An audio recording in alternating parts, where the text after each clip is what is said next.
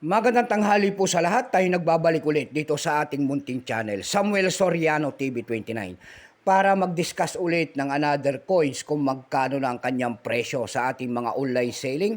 At isa naman tayong kolektor, ayan po, kaya natin siniselling ang kanilang mga presyo para malaman nyo po kung gaano nakataas. Ayan.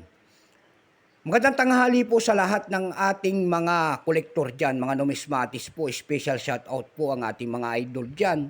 Ayan, Kanime 09 po. Ayan, Waray Coins TV and din Abi Reyes. Ayan, ang ating mga dakilang mga kolektor, mga batikan. Ayan.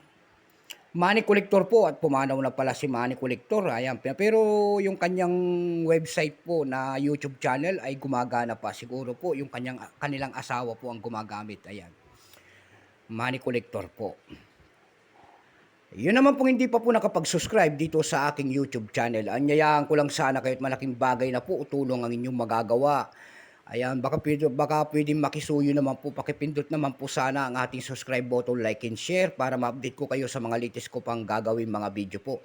Special shoutout din natin ang mga namatayan dyan ng aking tiyahim po. Ayan. Auntie Rosa po, ayan. Diyan po sa Daragin po, ayan. Condolence po sa mga Soriano family. Ayan. Mayroon na naman tayong pag-uusapang barya guys. At ito po ay barya po ng United Kingdom. Year 2000 po. Ayan, ayan po ang kanyang year. Year 2000. Baka mayroon po kayo niyan. Bultuhan po ang bili natin. 50 pins po. Ayan. Commemorative type po ito. Ayan, commemorative type. Ayan, bago tayo magsimula sa ating talakayan, kilalanin mo muna natin siya para makita natin ang kanyang presyo. Issue po nito ay United Kingdom. Period po ay Queen Elizabeth II, 1952 hanggang 2022.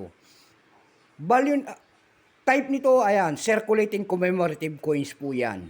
Years niyan ay 2000 hanggang 2009. Value nito 50 pence. Currency, pound sterling, 1971 up to date po.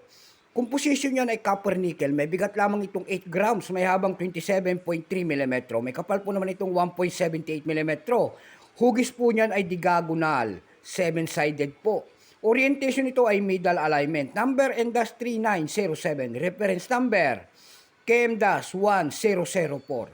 Tatlong klase po ang inilabas ng United Kingdom sa barya natin. May BUSIT po nito at saka may proof.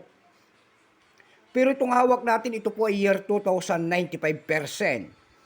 Ayan, wala pa po may pakita ang ating United Kingdom kung ilang pirasong ginawa sa barya na hawak natin. Pero may presyo po ito dun sa ating numista.com. Binigyan na po ng presyo. Yung kanyang fine ay 30 pesos, very fine ay 61.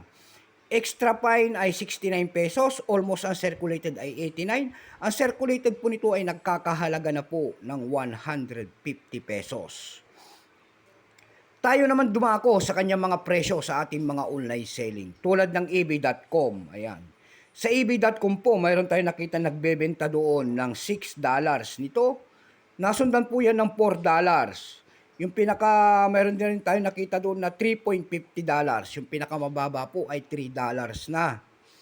Tayo naman po'y dumako sa pangalawang website. Ayan.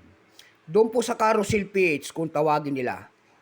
Sa Carousel PH naman po, mayroon tayong nakita nagbebenta doon ng 150 pesos na. Nasundan po yan ng 80 pesos. Ayan. Yung pinakamababa po na bintahan doon na nakita natin ay 70 pesos per piece po. Ayan. Ayan ang ating nakita na kanyang mga presyo. Ayan. Kaya nalaman nyo po. Ayan. So hanggang dito na lamang po ang ating vlog. Keep safe po sa lahat. In God bless.